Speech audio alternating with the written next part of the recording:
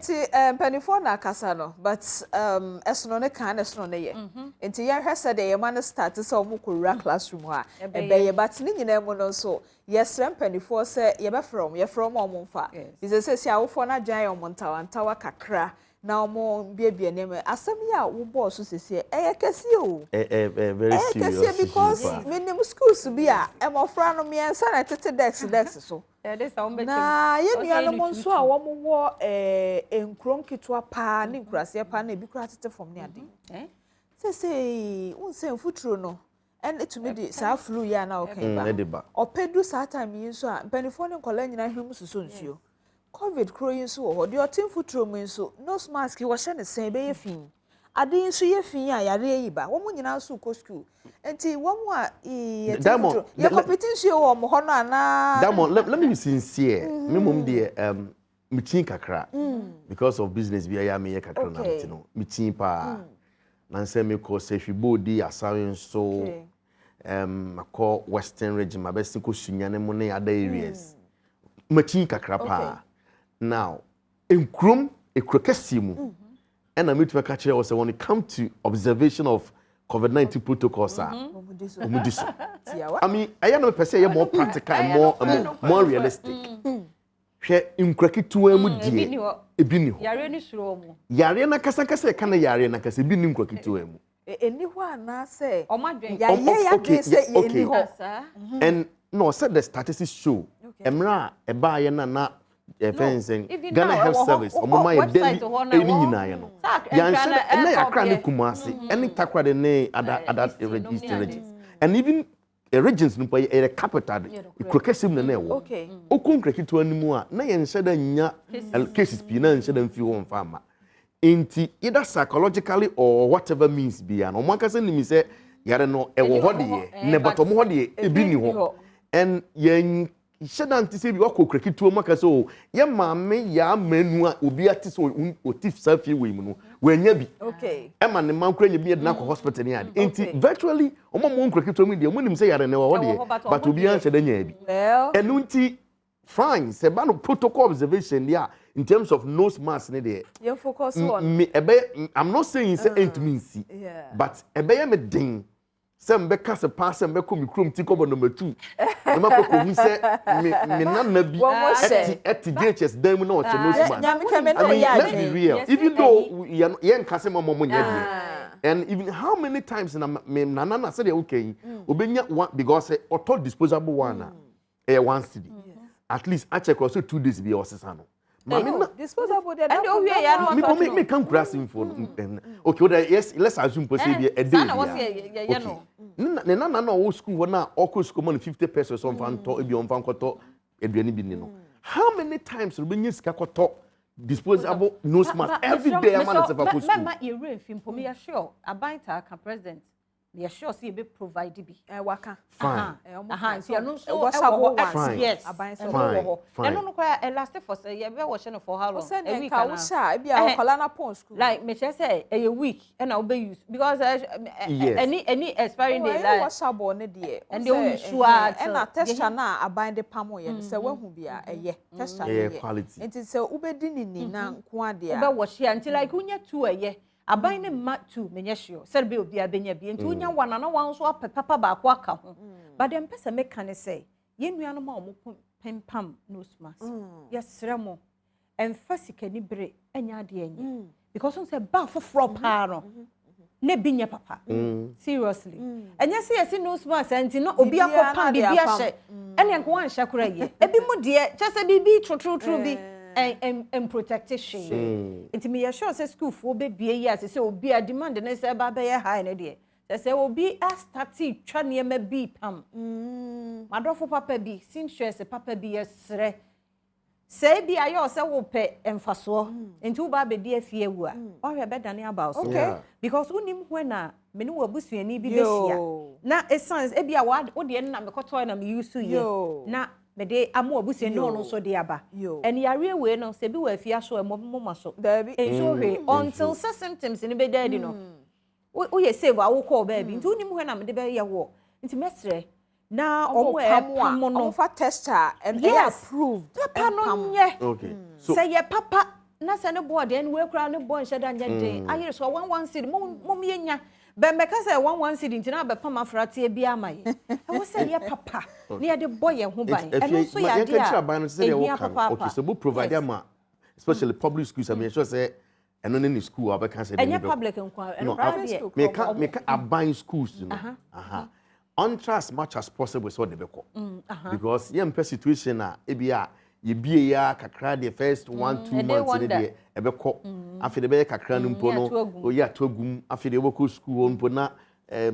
fence Veronica bucket bi ni ho obeko mpo na seminar kra mpo no provide bi ni ade papa bucket in is we just cry empty e bi de esi wo as a decoration enti ye wash ye say yo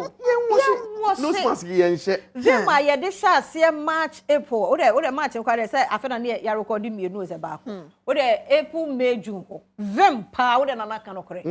ka by now ayi Robin akoho isi ha ye spray ha ye say nyina ya tiada yatiaga just say ye wie nye ye da form setting ye ni na office o ye private school na say emofra ba ko mienu miensa enan abroso enum enya COVID wo one school a wagu school no exactly because awofobia be yi ne be free ho enti yema ye ni na ho na enkrofo ma ye de o ma beja yen no yen hwe omusu yie na ye ma na nkasa nso monya asutie ma teacher fo no the teacher fo no be hwe say monya na awofo ne side no montie wo na enema ne nso ma ye ntobone no ma ye mfanefo entobone no don komi ma ye mfanefo entobone no ye ntopapa no yeti ha ye kan kura kase mu no de wo enkro ketu anoso mamani na office me de madwene mu no de misusu ne se e bia yakade anso ye ama ya nkonkro ketu ani mu ankoso anhwe enti na ye gidi age ye nkwase because said onipa odwen no ayetumi ye adwuma ma wo ye bia yakade no ama ya anso ye so me ya nkonkro ketu ani nkurase anko enti na ya adwen ye se ebi ni ho no enti ye ma ye ni na say ye de ye tumi nto disposable ones na ebetumi atọ de ye pamo a ye ninini eye baako na obenya eye mienu na obenya dinini upon school ba no kasa ahoban na damon say de wo kan no awofo bi anso hu say wo ba safety e hye wa anso hu say no correct na sa akra ni nya bia o de be fi and nkra nso bebre akekere wo mo a because our immune system is strong with yes in as much as obi owo underlying condition bi mabre wa me na na me no de be kan na say enti we na nya agro ne ye di serious bia emfa ne trasa ma me pen no yes ma me pen and on be defend on be jara especially kindergarten for the teachers for the birthday kindergarten no but in penifone na abi omutumi observe kakra but say dey kan no wo akwala no de fancy kindergarten dey usa but penny de unsu hu nse won so safety issues but at least SHS for the money enti wo kono de hu nse won so ehye won se say dey be ya wo help us be me dem ti page na kindergarten almost nyamba ya do enye easy sankolei ese wo mienu kura wo fi omo hand enye easy na wako school teacher ni gina ho na ni hwe we no na we de trombo adu ha and I can't wait to see say because omo akosiro nkodi agro omo kindergarten what today na ye born no de wo say obi amobo nyame ka chechefo nyina ho but wo mo ahwe kindergarten fo no so nyame nka mo ho ati na wonim say syndicate say achechefo wo ho no ye one this day bi enye 2 and 3 and we nyina ye cost o say employer teacher for no bi ka ho because at the diamond na eken me hwe akura we metimani na wo ha no enti say omo ye 3 wo e dan ni mu a at least we hwe ha ti ede ya obehunu but me sure Ghana no ade ni nyansi ya na but enyasi a but me sure say be engage parents no so definitely before line set ama mo no so afre na nyina ya toto ai kwan be ne be fa so a e gidi se nkola no betumi akọ school na ene Ghana National Association of Teachers Thomas Musa enkasa o zoom okay anke Thomas ye ma wache mo akọ abede Badwam ewo Adom TV okay me patch bibia e boko de patch na audience ye dim komo de fa reopening of schools in Nyame Adoma from the 15th or even from the 9th because tertiary university will start this Saturday weekend here na we start be school. You know ye toto adwen kwan be fa so e betumi be school safety protocols ebitumi observe eni me bebre na ebitumi aye mra mkola no ye nkote se bia bibia si na ban se misan to school mu biem enti nhihye ne te sen de na awofo nye na de na nkola no so nye se de be ya ebitumi abi school na ye nti asambo ne bia damase mechia emutiefo ne mu amo studio ho nyina ya misanso mama afehapa Didi kind of say, you know, ejitu say, you need normal time. Emre, a woman, a emre, a muedim, a maye, a son say, dear COVID, a diabe no, and ya debia, you between me, diagro, na, and no, a son say, no, tina, quaint beer, you between me a faso. Say, ye bra, and go to Chima, a son say, COVID in Tino, a say, ye. Na near here teacher pa near education system. Na the education sansa na meba near omampenye ne kan ya no so na near discussion. Ni ma bi on ma say e share nso. Okay.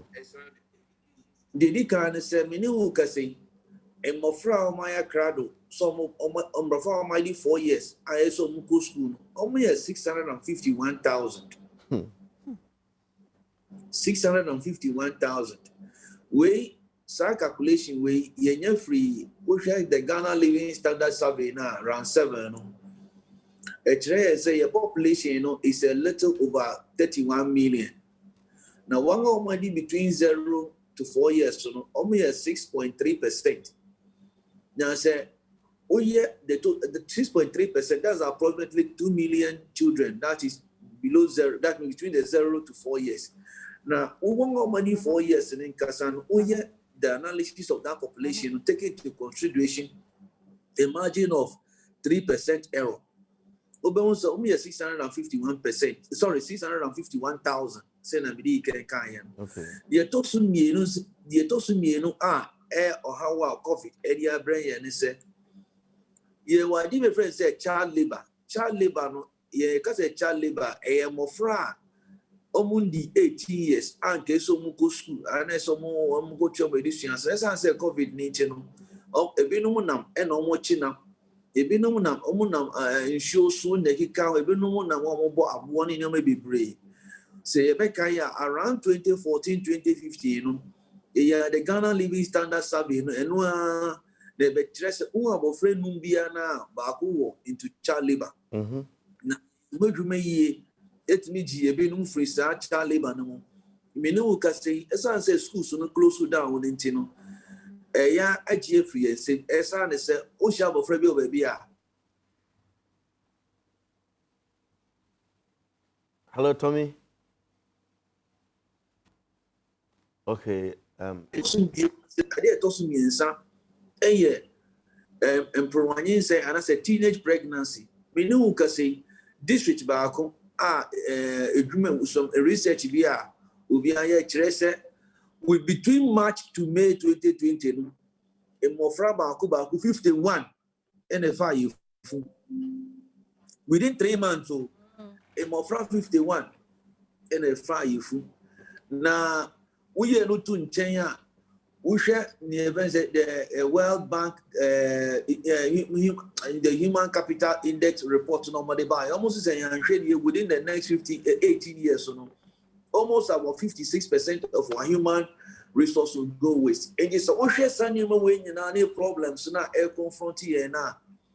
schools no ye two more and ye despite all the challenges that we may face in the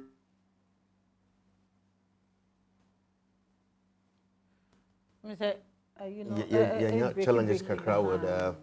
with network. Okay. So see you go school January. Say no kwan so ano until man penye di kan only since man penye akasa no we have it in 4 levels.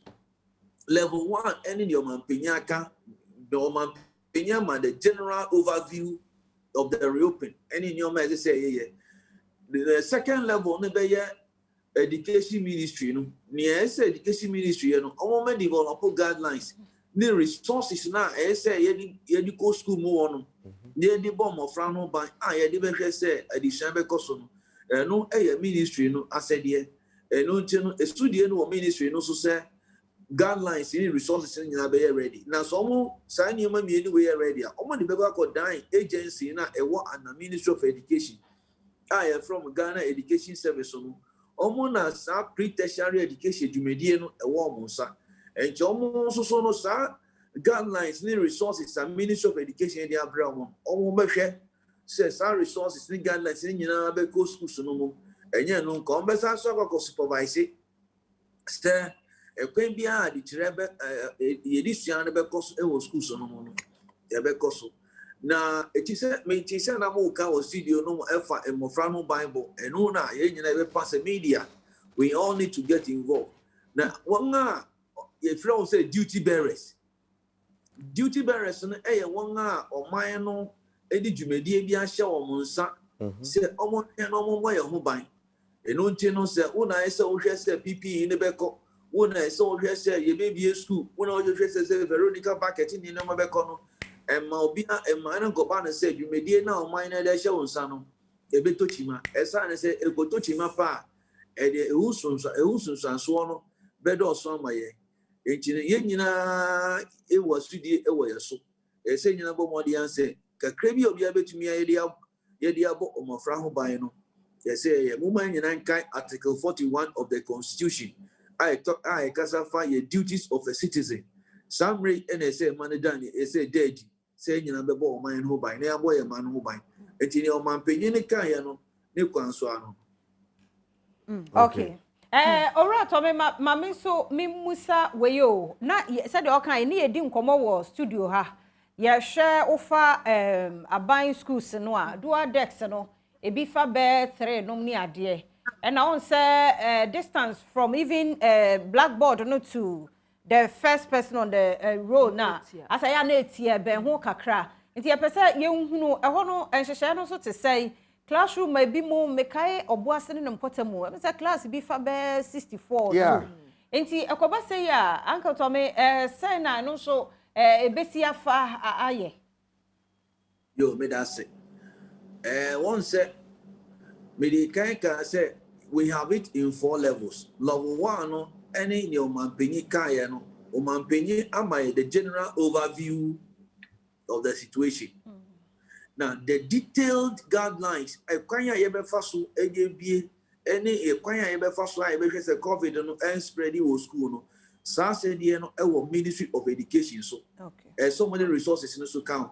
If you abeko GES answer ko school small no now school more no and as my make us a district in Mumpo, Yeshiaye, the Yeshia ni Yehuse, Yentimi Intina at the national level and describe exactly as to how things should go. But where as soon as say a class a go beyond 25 and that's a 35 no. A honomono, ye di she be betu on say, as I say COVID-19 no, so much send a beya. You be dividing those classes, you know. Now, in dividing those classes, you know, and no, headquarters, and I say it's not this thing, and only to be on national level, district level. No, almost so much say the some who schools do that have that kind of population about that 60, 70, and they count. And it's so to me who those schools now. Then who be here say together with the parents, the communities. And together with the district assemblies, they will need to work it out. A kwanya mobile faso, break it down in those classes, because a better thing say at the national level, no, you'll be able to know all these issues in as much as you solve that problem. No, we need to give certain amount of discretionary powers to the districts and to the regions for them to take decisions. Because in a woman it is not a normal time. And the whole power and authority cannot be concentrated at the center. So we will meet village be, and as a district, we not person taking decision. After no be director general, you see the bidder. And only a disabadi and a behadri. Ye empower one or more region, ye empower one or more districts, and it's a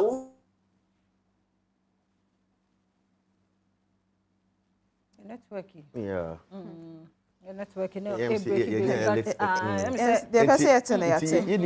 Thomas Tim Musa no general secretary edema nat and I attend kan am say come na yidi no ana wa banti ya na se okay and then okay yo ora to me sauti enka dia ye beda se papa de enchemu a ode abreye se de wo kan no headquarters won ko antimi take decision dia enti ye hwe from now till 15th agro ti o ma wo form no and so nyo ma se de te sa no e wo so bia anya na se de ne o kan ye no na o kan media kan ho no ye betena ha na ya stress omo a ye kuro mu no ya na omo wo canopies ni nkonwa ne ade bi omo de hen han saa mre yi na sese omo nso de boa because say e ba betire mu a empofre mu na e bia na ye nya sika nkoye desk ne bi nka ho but obi wo ho a owo nkonwa o de hen han party fo na yase fo ne ade fa bi bo afare rentals no yes ni entity ye ho ntan obi wo ho a o high canopy ne ade wo se na o ka say district level no locals no e na omo nim tebia na omo wo no enti se ba ne se ye fa nkotete ye ho ntam na ebi de ye bi be kwa abonten se ekoba ne sa ye wo sa akade ni bi no tapoli o se debe no mama ye fa bi mu afọ this is the time our society ni community no omo here ba ne sa o mbekere na mom hours no na because ade sha akola no na ne homete no na adesua no so enye normal no and then say ye share hours ne so when they say hours no enye to say first no e de ni bio because sabre na say we so ha na we aso ha na etumi abo anya sade a e be kan mago e na me ye fa ahometie so nka omungum ye ni hwia ye be ye ntini akom me say especially private schools no udi agro na school ni ba ko na teacher ni ba ko enya bi na so be she te wo se nyina ye she ye kanu no obi amoa na em se no ye no niema ye discuss no dos se ye di kan aka se ye be call parliament se mampani at the state of the nation no the twato ebe maye na ye ni eno so ho nkomo because o man ni crew no so omo aye crowd na kasi ebe ma awofo no so abana ye be ye se ye be bie but se ye bie na ni so mo okay na ye share that of the minority MPs na ya some mo to court nya so wanko how na say nya so wanko what social media and they will not honor social media invitation and so before say be call any council no ka transfer ya parliament say be ya call parliament nanka and I call parliament man say be show no na na de yanka ora haruna yes enti background nyina ne say wo be kai to aba ne wie parliament be ya hang especially na they be determine pa Techiman South enti minority for so feel say pay their coalition and recoalition of the pink sheet no omagidi say NDC woni Techiman South enti omo your margin so mo the petition echo headquarters according to minority for no inform the police I mean per the Public Order Act no you supposed to inform the police for protection if they can so mo ama obi so wan kasa betumi aye the person oye enti omo inform the police no mo inform electoral commission but emra no mo call no and a police for no be can kire omo say omo anya any information from the MPs and therefore it's unlawful assembly nti mo kwama mo nti be kan mpa gidigidi kakra ba ni say footage be crowd mo tete dia kire emra na barricade omo force room ni ade killers ni ade nyina no nti emra owie no mo yom agye say sa ade a yisi kwa be kan say ade omo ebetu the petition na bro it's about 6 page petition to mo de ko say omo enricolate say Techiman South because omo giri so mo wini ye nyina enim say so mo nya be kan omo ho a omenya the majority in parliament because we hear 138 to become majority in parliament na a key the more pa enti emra utwam nwie na che say police for giri say esan say minority for nas MPs and notify omo no and therefore omo akoso unlawful assembly enti MPs no mo involved no e o say e do mo kokko okay but utie eno honorable Henry na Idris any Sam George no mo involved na omo say omo nya official summons be and free police for I don't know person ko tie mre and tie the honorable Henry na Idris kan ye na I woke up this morning to some blaze of news in the social media Haruna Idrisu and minority MPs to appear before court, let me state emphatically that the minority leader and members of the NDC in Parliament are an integral part and members of the NDC party, the National Democratic Congress, and we are law-abiding citizens of Ghana. Regrettably, we don't respond and will not respond to social media invitations by the Ghana Police Service. I have not been personally served, as is the requirement of the law, and many of my colleagues. And therefore, I should only be walking to court if there was personal service of that writ of summons. But I should presume, without fear of contradiction, that the Ghana Police Service is allowing itself to be used as a tool of manipulation. I've repeatedly told you that I am not a coward, and I don't intend ever to be cowed by any machination by any person, including the Ghana Police Service. They have some confusion in their mind. They should seek to resolve the confusion, the Ghana Police Service. I've seen names like Dr. Rollis Ezeneta. She didn't take part in the process. The Honorable Adongo of Bolga didn't take part in the process. So somebody somewhere rehearsed enemies that they are targeting for purpose of humiliation and to project us as if we are not law-abiding citizens. They should resolve those confusions in their minds and come back properly in accordance with law. But even what is more remarkable and significant is that the criminals who so declared results and denied us of our mandate in Techima are walking free. What they did is in breach of law. It's in breach of process. Nobody is prosecuting them. Nobody is prosecuting those who shot and killed the 3 persons acknowledged by the EC in Techima. That is criminal killing. Yet, members of Parliament presenting a harmless petition, and when I say the police is confused, you didn't understand. They should go and get some training in terms of the law. What members of Parliament did was to embark on lawful procession, nothing more, not a demonstration. That's why the Constitution in Article 21 uses the word procession and demonstration.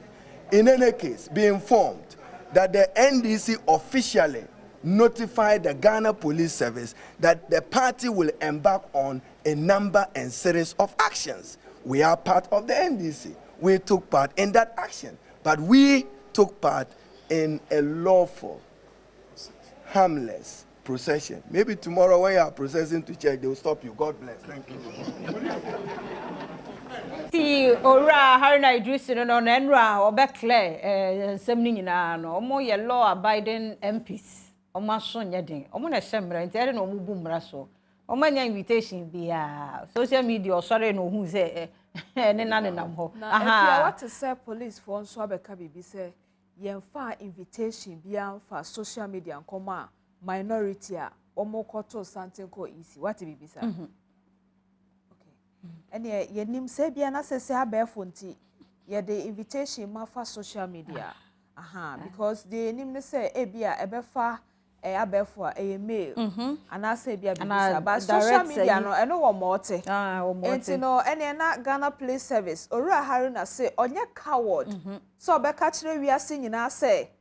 mo koye mo homework because mo mom invitation a enye social media ena mo de befa enti so mo ansi court ho a obi amfrɛ wo but eno so kra no court de yampa say no mo frɛ case bi o court the reporter yi request ante ko ho inti obi enu ho na owo court inti say no eno ne you know because pa say invitation bi anko ya I don't think say court to me free asem yes and yeah to me person me hu if you benya police for na munye omo ho say invitation omo individual and I say omo esam all the MPs na almost status 20 yes 20 MPs na ko no mo 20 Inti person who say because utie Sam George so no so say a joke invitation, joke summons. Man who say san on so at say a joke summons. Inti ni person who say a collective invitation or summons. And now some of the individual MPB because utie or say is an naturalist but not on count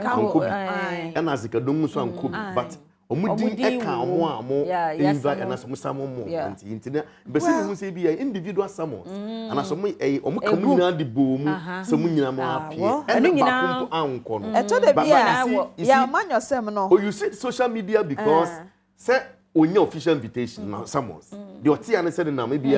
social media so you say in ono so kan bi enti ono no on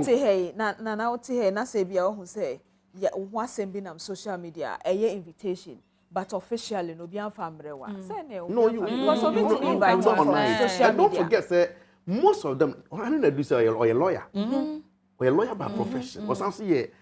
member of parliament when it come to law when nim sani me we nyina enti enya de police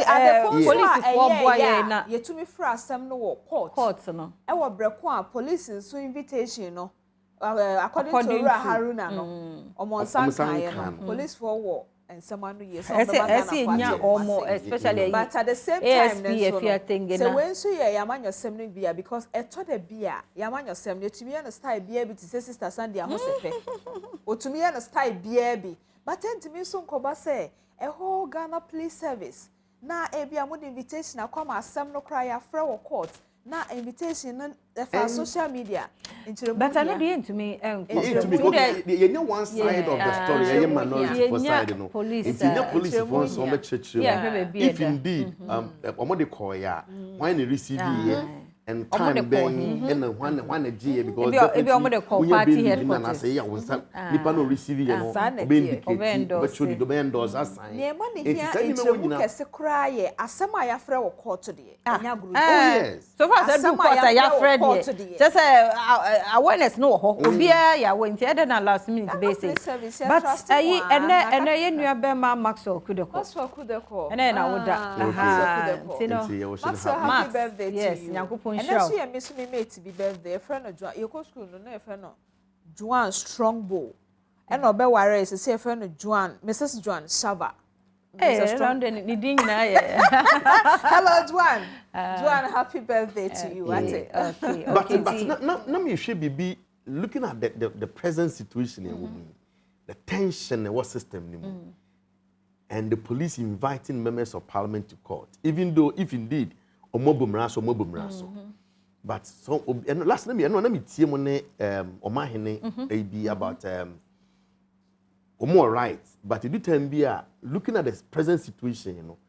na ka police for betumi atwentwen so kakra na omahwe the tension a war system ni mu and of course don't forget say this members of parliament church kwa eba be so mu you know na what the member of parliament so omra court or no our registration or no so I mean do you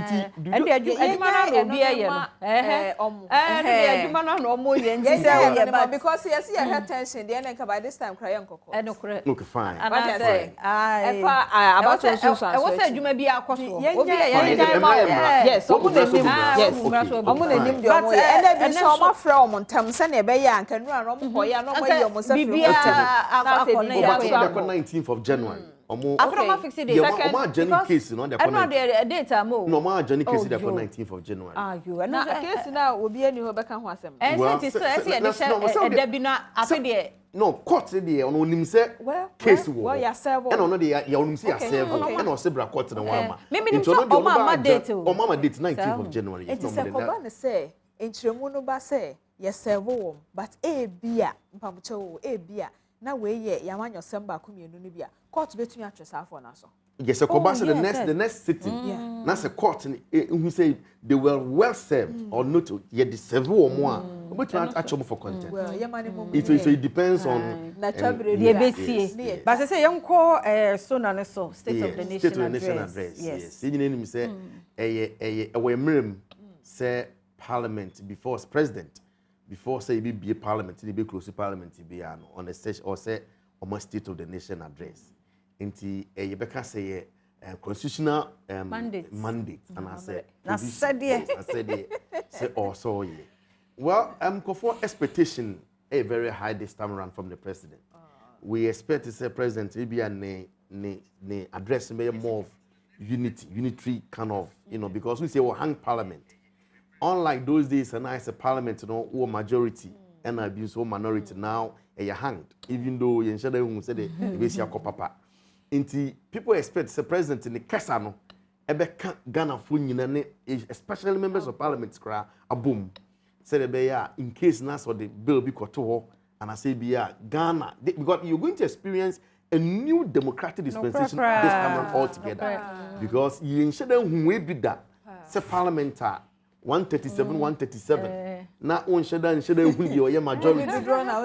Yes, what you are saying. And come on, Sam, no, Ubekaya. Edanwa isi declare Mampeni Adodanko Kufuado, Obesa Mampeni Bion. Nekasa yemuno sa small gathering business no kind say.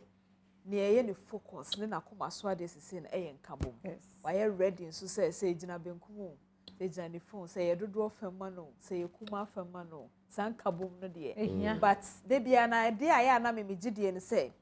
agronifo. Because odium we odium. But yes, it is San kabum no. And I feel so. Okay. Yama Mampeni Kase. You won't say you about when you be a phone line. Yeah, ya be a phone lines in the port. Now so dear, we expect Mampeni say or Bekana on ye. 0302 211 701 702 703 704 0302 211 701 702 703 704. Na enema Mampeni Bekasa. Dear na wo share anyone say onka. Dear pa na or expect from Mampeni. You be a phone line and my uncle phones and me ashon for say you be picking a live or Adom TV, you know our various platforms. Election headquarters. Yes, yeah, you man to say Adom Mampeni na be dey chire no obi abesi so. If na do the 7th of January dey men ko ba bia o mo nyina until the State of the Nation address be fa live. 2 p.m. Ewo ahomano eso se ne sister Afia your friend no mother ne birthday ntimaka ma odada nken no State of the Nation address dia wo hwehwe fi Mampeni ho ye nken no ne mo official panso afen committee da me nua ba na ene mama mani agiye pa masehu papa de general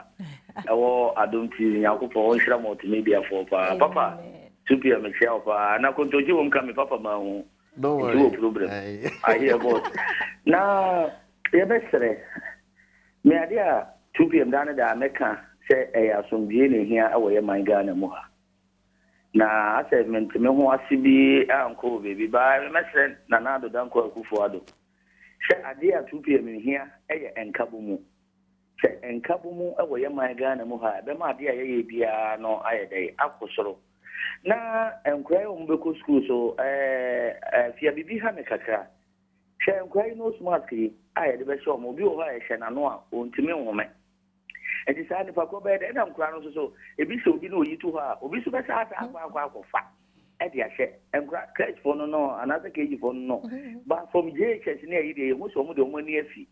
by enkra no wo de asema make wo de opare obi yi ni no smart so a enkra no obi ba go fa no so de ahye na no enti wo no ye be say omo me yen hwe ho ye nya sa de ya de ne de ya da se ma me be fa the next caller. Oh hello Oba me mo wacha no pe acho me jo so yeja yo me nya ba me mama official pa afi committee da Afisem na nyame eden ache no wani nya Amen. Na me mfa fidie so na ni nchi abiti MP onabo bra champion be ko bia ojo so da se on sira no na ni nchi a open no so otomachi opikuma ati aban o da se open we de me nimu na so mani adajo na emma na oto wonche mu no we maybe a wate to man he commerce and sa na me o to abaji se konya o di pacho afia kwa na yete esro afia kwa na yete o ma waka wa me an enti o ke tina o tina commerce and the same tina na waji na we tin commerce and tina de eso se na nkanye sa dia emma we wo beteti wa makuma se no o be san ko ba fiti ya me no ne kate enti e ma wa kwa ba ma me nka bi mfa school Mampeni si emi ehu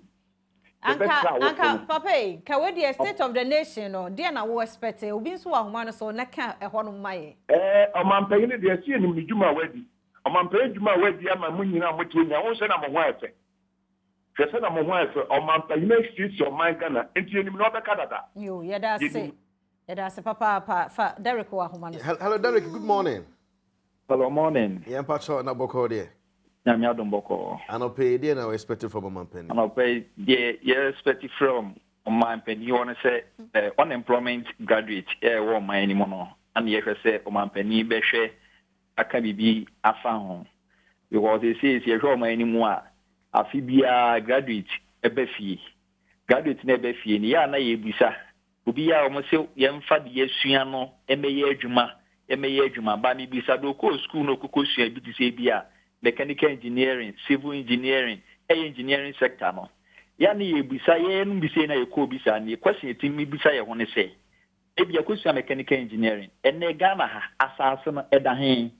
A wo de kwa ko bie shop no. Ene Ghana ha wanya asase no baby ko ehye no location ye one factor. E wo hen put in internet fi ngazo di bie shop enti chese o man pani na wo so bie no wo fa ni panwuma se na napko ya o man pani bie eye abeboa na so napko yi enhwe classic program enti ebisa ya ho ye betini nipa na wo me betini ya adwuma yi sa akopni se be di 60 years na ye kwa empo no pension bi wom abra ye nyini ayeso ya betena fi yeda se papa so so do dia ba Lukman so ye mo official pa eno de na wo hwe ni mo se mampani enka Yekrom ye mo official pa Accra chief of staff papa de general rechia mu nyina ne adwuma pa munua mobo afia mankwa ene ma mechira ya se de mode maka papa se mu ntem na tete ko mu miem yawo ya de se fa de chino ho kakra no because e ma mo fe de unyom ntem na watira mo official pa mikrom hene go so ma hene ono so me na official pa etia go so fu nyina na no kwasem ye ene ensem a ye bepe ade afiri omampanyini ho no ensem bebri na obehwe a obia ba ye ka nyuma enso Ghana for dodo na ye ya ho prapra se adwuma bi krom ho no adwuma Ghana hanam no ebia beka se bia kwabra na nye no wonye abuchira se adwuma na no wode ahokeka ene pepa no bekwa kwa se adwuma no ye nyina ye manie mume yankyekere oman no sɛ be yɛ oman no betimi afiri adomu di akɔ adomu nti me de ɔmampanyini de sɛ Ghana no enwuma ana yɛ maburu no yɛ se ehia yɛ bɛyɛ ba bɛyɛ yɛ nso si yɛ pɛsɛ enwuma na ayɛ no mume yɛfa de kuyie ɛmfa nhyɛ adwuma na ɔmampanyini ba bebie abi nyina yɛ timanya bi ayɔ no so yɛda papa Lukman yɛda papa amefa Abubakar hello Abubakar oh Abubakar de na ye pepenti sanfre bio but afia de eyi ukrom ka sisi Lukman waka asem ye ya ho prapra ye hwehwe nimu ye mfenimu Ghana fo bebre ye tesa we university ne hwe na no ye a wo mo ye adwuma o bank no egu ye no ebi toto na mo kwa na so no like me say covid ade ehim won ho ane say chewa na ekun won afi Abubakar ba yentie ni wie pacho hello Abubakar good morning pacho it say hello na mo so ya mi adom yes ye ho ye pa pacho I say sometimes ade ba ku na ya yentanka o say no election no mu wie o man panin kasa asama oba be kan I say ya bibia kokunu so mine punto ni yanhwe minority no omuno aso mo take decision bia obo ayo mo say chinchin na jiso mo kire we mu say ene na mboa no ono pe no o di unity ni be bo ka statement no now so parliament so ban no yo ni ka say kura MP bebia mi ti so ban na mi MP ni ewo no ke omo kasa ya emboa omo ayo mo adi say ye pe kire mo mo hu say entini anga sana sa ajan ko na mi bon pense mo nyɛ majority kura na ba entini nyɛ juma because this is bi wo hono na ono wa na adin say nyɛ man no puntu e na opewo ono politicization na adidi mo ama yo patriotism na so e bi ni ho bio e bi ni ho kwa enti we nyina tete we e na wo hwɛ anim sɛ mampani bɛka sɛn o kasa no yensan kasankyerɛ parliamentarians no so omo so die na mampani no na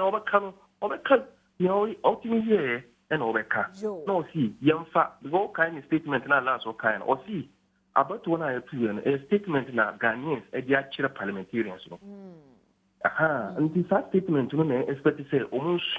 no from war presidency in Otopo. Not on my entity. Abubakar, that's it. But Mamma Facebook, what you call Balti. Or see US Sankura, your shoe, our classroom, wanted the free fee. Our class, another what they were to say. What's the sound? What's the sound? And no, and only someone by Panya, Yabefasua, Yaha, and see, Yadas Papa, sir, one so Oshe, Yadas. Papa. Yeah, on my name about Alan, the intent chair, you will link up Parliament House never. Preparation so far, said the preparation city or honor ahead of this State of the Nation address by His Excellency Nana Dankwa Akufo-Addo, and the expectation from the Ghanaians so far. In 2 minutes, on my not and can. Hello, my name.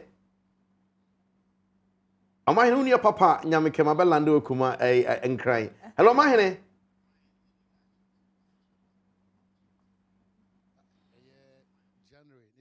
Tosu enum wo Ghana amamu hihye mu no yenim se ene the 7th parliament no ene mampanyi bitwa Ghana ho mfonyini ache na ye dissolve na de tosu enso no afi ye di tumi so ahye mampanyi ayase yi ni ensem beche na Adodankwa Akufo-Addo. We are used to one place abribia de this adwuma we yenim se ebape yewura mrahye bedwam omo obiasro nko omo de ma the body central for adwuma no be na de enioma asesa enioma na asesa no entie kakra ye tene se yade a kodie we yade abesen wi ase nyina ye kom no covid eka ho bi eno achi so no bambo ho nsachire so nko so abeka ho bi enti ye nye the usual place a mrahye bedwam a de bia da etena ho edisa nkomo no oba parliamentary mse a uwura mu pe na chese o muse baby a shine park obonkum so na onifa so ye de emu bia baako ana aye dankora kama ebeji awo mrahye bedwafo ene mampanyi na pamfo nyina se one entena ene because of even confidence me so hwema ye ka space na sema ya titimu kama said the bear uni aye to nsa afro bia no benya kwanya na watimi atenase ade kodie wo no enka okwan bia so eno achi so wura eye auditorium no mpa na just ya hwehwe nkonwa kama the same thing say won hwe anim say dipa dodo na betimi aba na obedi djuma ene nemum ete say won timinya bia sonko obi etena ha adwen se camera no do kwa baabi amampanyi betena a ono obekasa na abedi akiri omamu mpanyimfo betena tena se yaye mrahye bedwa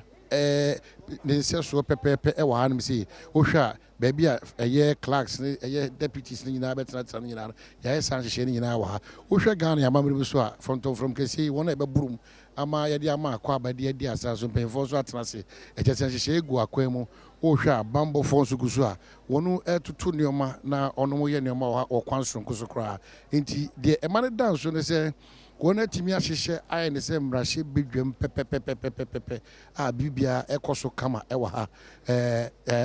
ye kan se nipa no dodo no so ahyase a ye ka se de ono eba mako ohwa nyame anim ne kureni ona jebre esiesi hayi pa ohwe nkonya na yedredra ho na sa nkonya na Ghana mampanyin oba obetena so ansa na wadi ne nkomo ohwe yachi ha cameraman no de otu achi a ohwe yachi anso ayewo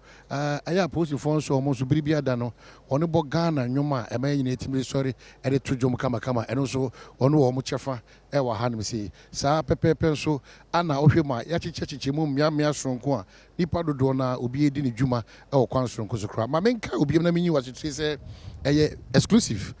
enya dia obinya na obabia agi Adom TV ana betimenya sa ndema we na wahwe ye ka say de nkonwa mampanyin na bedi akiri Speaker of Parliament wonu betena so nyina no ye dwira ho esanse wonu enye ndru djuma ebeboa mo modimedi ahosiesie ni ahobobo na eguso wohwe eye table yuzu a mic zizu a ene udi adanse chose ene NDC caucus MPP caucus wonu kasa mafo be kasa film ene ho djumadi nyina won edi wanum say ye wo big screen enso wo hanum say a wona ya to nsa from say wonu beta djumadi atisi na chi nyina no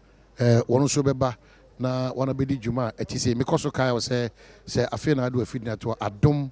TV and Oshe extended version of Badwam and Wajibra Oshe. Paying for the donor and Chemijidi say on betters because Oshe Majimedino, a bread damage Medina and Shasie, a year, non do no tree, rather. No, non do a copy say a brain besso man paying a dinikis away the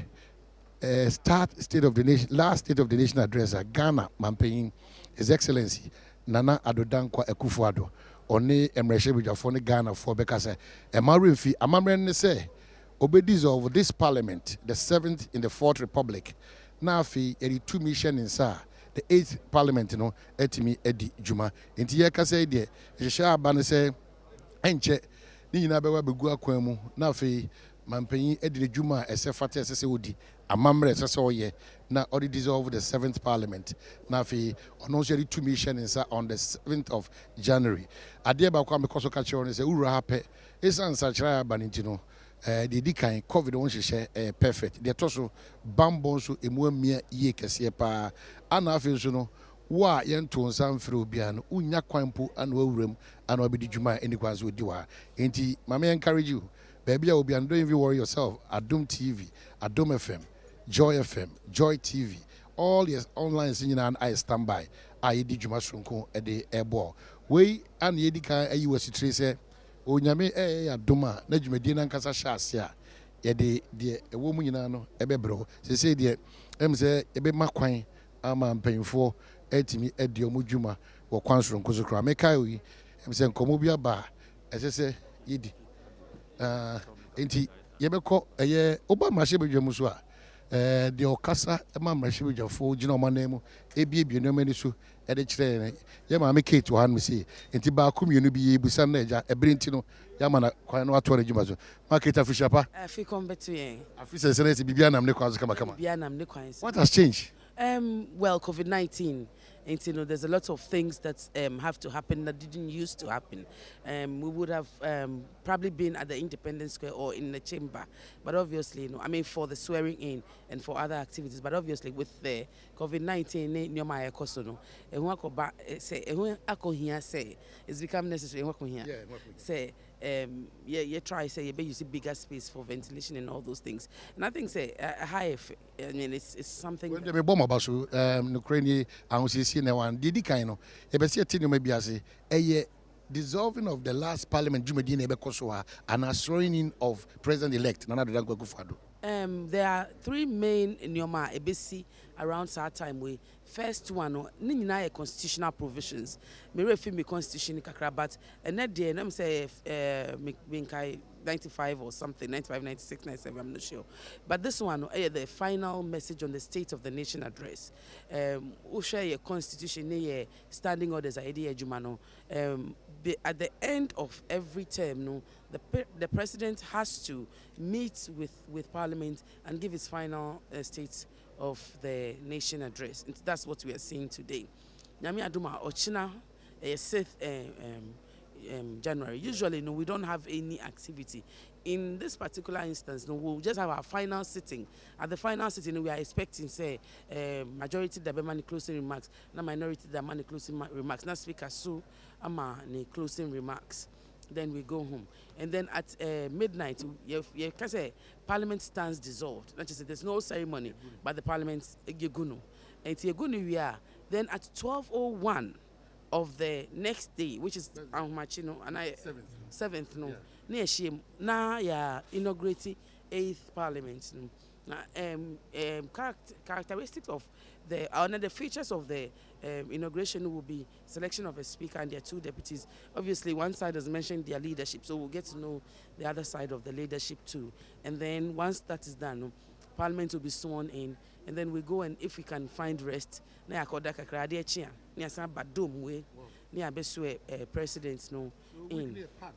Very, very packed. Okay, but am I ready to just ensure say a smooth running of all these programs? I mean, God being our help, no, I say be humanly possible. We built this dome from scratch, and we've worked very hard. Ghana flag, ceiling, very beautiful. We've tried to incorporate the chamber. table, no, clerks at table. We've tried to replicate the chamber here, and the reason is that we wanted to feel as Parliament as possible. In terms of the programs and everything. We've had meetings with the transition team, so we think we've done our best, and we're leaving the rest to God. Additional kakra say ejawada ro abetimi aboy ene yenti ase na kwa ene o mabebre yesi ye beto aba na yi speaker yesi da bia be ma yensa so na yi speaker yesi ye be yi ni prekope na den na be koso. One of three scenarios na betimi play out. Me ati say yabo ye speaker Okoedin. If there's no other, okay, so here's the entire process. Yabo Nidin, he will be sponsored, which means a better say group number here, and better say, oh, we are nominating this person, and then he will write, say he accepts the nomination. Not or the break clerk, no, or the break clerk now. If there is no other nomination, then when they come, it's easy to select. Now, if somebody else sponsors another person now, when they come, that means there are two people now. So obviously, we have to vote. Ideally, you vote by secret ballot. But this is Parliament, and the whip system is very effective. And in the whip system, no, blue. And once I would you have to say it's blue. So they will appoint tellers. Tellers, number cameraman say obetimi a show mo umba gina ha no enye hu fa so ye de anuma bebre box a wo chamber na wo hu no ha nti address finance minister be ma say as finance minister be ma statement a obegina ha majority be kasa obegina ha minority be gina nti tell us ni be gina on either side nti fan say muntaka ni chireme na me suspect say e be ban sa no that's if it was in the 7th parliament. So the whips will be there na uvotia. Yeah. So because it's a three-way whip system, no. So but again, if you decide, say, I don't want to vote a certain way, nobody can force you. Because at the end of the day, you are a bona fide member of Parliament selected by your people. You don't have to more or less like, but usually because you belong to a caucus, you want to do what the caucus says. Well, where you Ghana, and you're looking forward to an exciting or very hard-working or sharply divided whatever by Parliament. You see, I tell people, I remember, was it the 4th Parliament or something? We had 116, 114. Wow. Yes, I don't think, we will see a lot of changes in terms of attitudes and everything. Plus, Ghana for nipa baako. And we tend to, although we disagree, no. And I tell people, say, Obama officer, Obama say, NDC need to hear the MPP need to hear the. Omo chamber. And I can see, and plus beyond that, most of our work, is done behind the scenes where we talk about things. Sometimes the workout, in fact, most times the workout, they know that there's going to be a workout because they would have told them, we're going to work out. And these things, they happen at the background. So we are envisaging, there will be divisions, but there will be a lot of consensus too. It's very exciting, very challenging, and I think it will be the best for our democracy. But officially, usually Parliament sits 10. Nti ye hwe ne mu se acha 10:30 die na nyame adoma ne ahya se Parliament sits and sana president abeka yensa na ye di juma yewodi. But media fraternity, we miss you a lot. So look into our camera and tell us something. But I miss you more than you miss me. Who knows? I just might come back and watch this space. Okay. Afisem, thank you so much. So yeah, Mami Kate Ado, ono kanen ono so ye centroni ana oni edin komo. In fact, why my nchiremu ame hu die ntia ene oni edisa jumawe e wan which a very packed week. Apart from say the state of the nations, Mampenyi so in any other important issues in an ebeba betudra and I be say jumano. One is Mamen Koson Cow say the Ebekosubiano, Adom TV, Adom FM, Anafi, Joy FM, Joy TV, Anna online Sina, Asampa FM, Inshra FM, Love FM, Yednina Ebede, Ebetudra, Ediamao. No need to even come here. Because the Oba now Nisa the amount 2 me so timid bahana unya kwenya kra no room abede e de say oye mamenka say just be home and keep watching Adom TV me desia na mama me nuanom so am studio no masom na modi djuma sonko na afi yesaba ebra ye betra se di nkomo yi a na onso yetimi no wadi nkomo because mama nyina afi shapa we are in 2021 not 2020 ntinyoma oya na enko yi ne sisu yi no Janho, Mijis were Janho, say Jawa, a Jum Curry, a Mr. Jum Crew, opposite for Bandi, and a Jawa Consul. It is.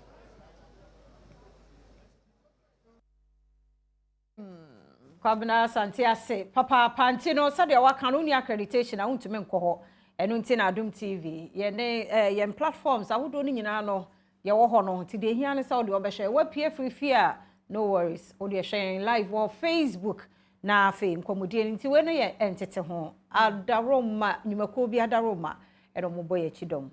ye hwe ho nyenkra to eni eba ebeto so